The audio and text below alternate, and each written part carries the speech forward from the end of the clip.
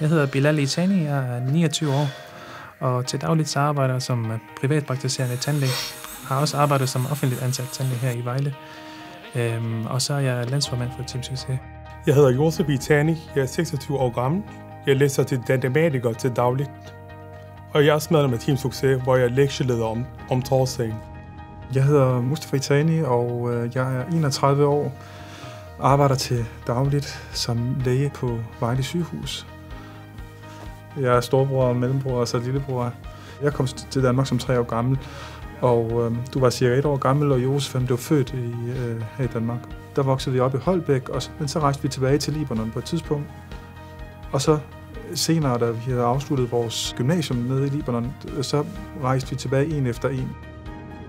Fauzi var ude og besøge os nogle gange i Holbæk, og vi fik et tættere og tættere forhold, og vi kunne se, at vi egentlig delte mange fælles mål. Vi havde begge to et ønske om at gøre en forskel for unge i Danmark, og for at ændre synet på unge med anden etnisk baggrund. Det her i lektiecaféen, der får masser ud af at få lektiehjælp her, faktisk. Og det er noget af det vigtigste ting, som jeg synes, at folk ser op for os, de ældre, at vi fungerer som en rollemodel for de unge mennesker her, der får hjælp til at få bedre karakterer i skole og gymnasium, og så de kan komme videre med livet også og få bedre livsvilkår. Og så var det, at jeg og Fauzi talte sammen, og vi fik den idé om, hvorfor ikke flytte til Vejle, og så samle ressourcerne der, så vi bedre kunne gøre en forskel samlet.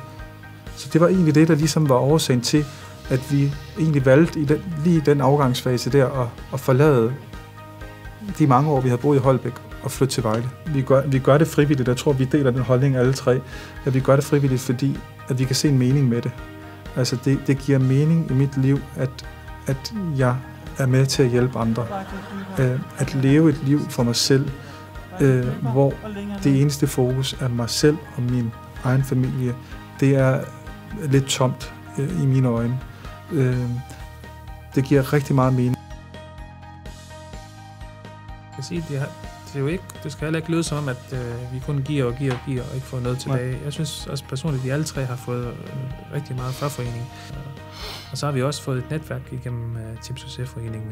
Vi har lært en masse nye mennesker at kende, og også fået nogle venner derigennem. Så altså, det har været en god symbiose, synes jeg. Altså, vi har formået at give lidt, og så har vi også modtaget en del fra foreningen.